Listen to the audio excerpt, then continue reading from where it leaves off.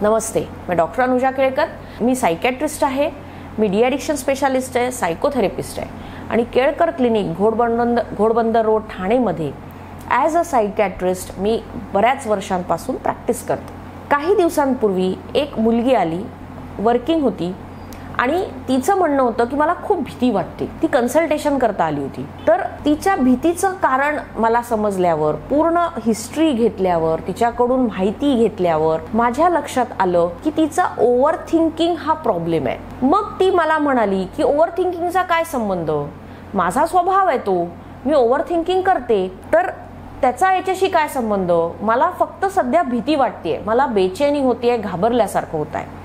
मग मी तिला समजवलं की जेव्हा आपण ओव्हर थिंक करतो, generally overthinking is related to past events किंवा future event, generally maximum related to past, की ज्या घडून गेलेल्या आहेत घटना. म्हणजे मला काही गोष्टींचा वाईट वाटलं, राग आला, जेलसी वाटली किंवा लाज वाटली किंवा अपराधी भावना आहे किंवा राग आहे, तर अशा बऱ्याच एक्सपिरियन्सेसमधनं आपण कंटिन्युअस पास्टबद्दल विचार करत असतो. आणि जसं घटलं आहे, ज्या घटना घडल्या आहेत त्या का घडल्या, कशा घडल्या, याच्याबद्दल विचार करून करून करून करून त्याची इंटेन्सिटी इतकी असते की त्या ॲक्च्युअली घडल्या आहेत किंवा घडत आहेत असं मेंदूला वाटायला लागतं, इतकी निगेटिव्हिटी यायला लागते.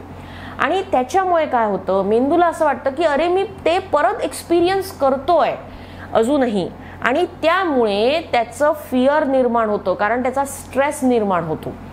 दुसरं म्हणजे की ज्या घटना घटून गेल्या आहेत ते ब्रेनमध्ये त्याच्या मेमरीज आहेत आणि त्याच्यामुळे काय होतं की ती एखादी पर्टिक्युलर गोष्ट घडत असेल तर ती मेमरी त्याच्याशी कनेक्ट होते आणि असं वाटतं की अरे हे परत असंच घडू शकतं आपल्याबरोबर, आणि त्याच्यामुळे पण फिअर निर्माण होतं. तर यामुळे ते ओव्हर थिंकिंग आणि फिअर असं कनेक्टेड आहे. आता याच्याकरता काय करायला पाहिजे, तर याच्याकरता आपण नेहमी प्रेझेंटमध्ये जगायला पाहिजे किंवा इमिजिएट फ्युचरमध्ये जगायला पाहिजे.